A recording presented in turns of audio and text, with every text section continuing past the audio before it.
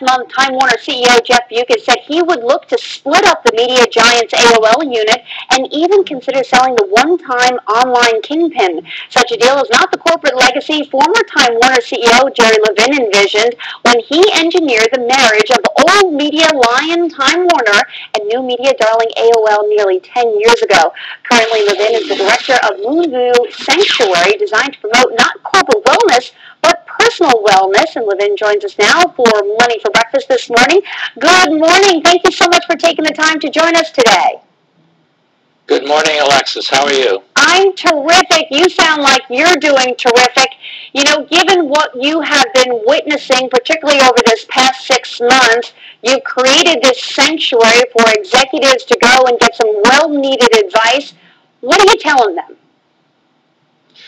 Well, I think it's time to pay attention to their personal core, their interior, and not simply their identity as an executive or as a CEO.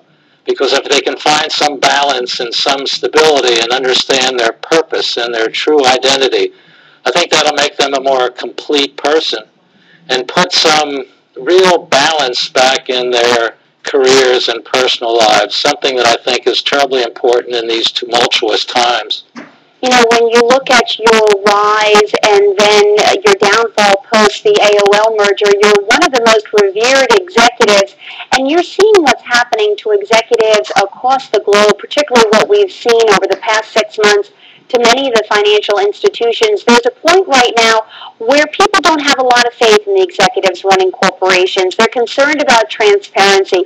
They're concerned about greed. What do you tell them in an environment like this to make sure that they are as honest and upfront with their shareholders as possible?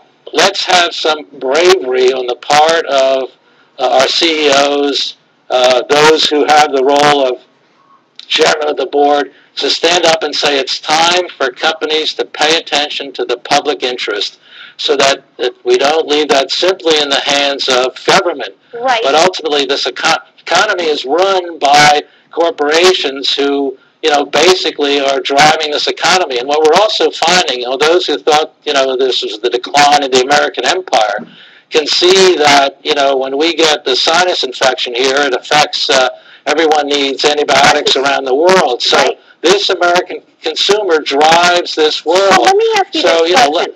So, Mr. Levin, let me ask you this question then. The way we select leaders to run corporations, do we need to change the way we select them and put them in that position?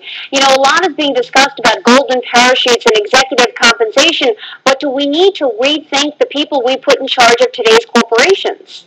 When I gave Wall Street speeches, first, content was king, and then distribution was king, and then cash was king, right. And finally I concluded that character was king. Mm-hmm. That it actually matters.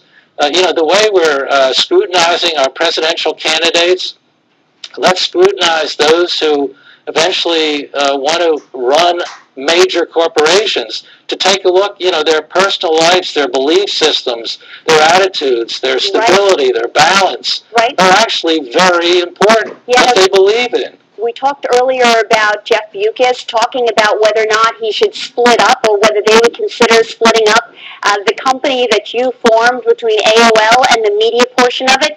You tell me, you've listened to this every day. What do you think? Is that a wise idea? Has the framework changed? What he's doing is what I think a good CEO should do, and that is take a look at the current environment. Basically we put in place, starting with HBO and then Warner Brothers and the Turner Networks, and then AOL to take us into the digital and internet world, which obviously the digital technology is basic and fundamental now to all businesses. Whether the particular cultural clash that came with AOL was really positive or not, I think history will ultimately make that judge. And basically, this is what I think retired CEOs should do, and that is let the next generation, because life is very different 10 years after basically we put together that transaction. Do you think that will still be the story, that content is king? It's all about stories and relating to the stories of people's lives and that's what movie making is all about.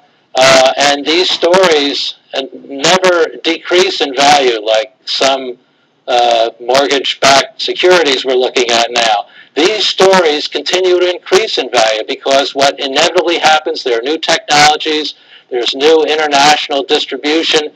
We've gone from putting movies in the theater to video on demand, which is something we also help pioneer. Well, great way of summing that up. Just quickly before we go, Moonview Sanctuary, tell me why you got behind this and what it can do for executives out there. Well, I married into the business, or I married the boss, let's put it that way. And at the same time, it became clear that I could put my life at the service of others in an institute that really is designed to deal with not only crisis and depression and addiction and life-altering diagnoses, but also to help people get focus and balance, whether they're a CEO or a performer, an athlete, a politician, to help those who have some responsibility in our society really get a hold of their core purpose. And I can't tell you how satisfying it is to work on the stories of people's lives, whereas I used to be in the business of fictional stories. All right. Well, Mr. Levin, it was a great pleasure talking to you, and it sounds like a great pursuit. Thank you so much for taking the time to talk to us this morning. Thank you, Alexis.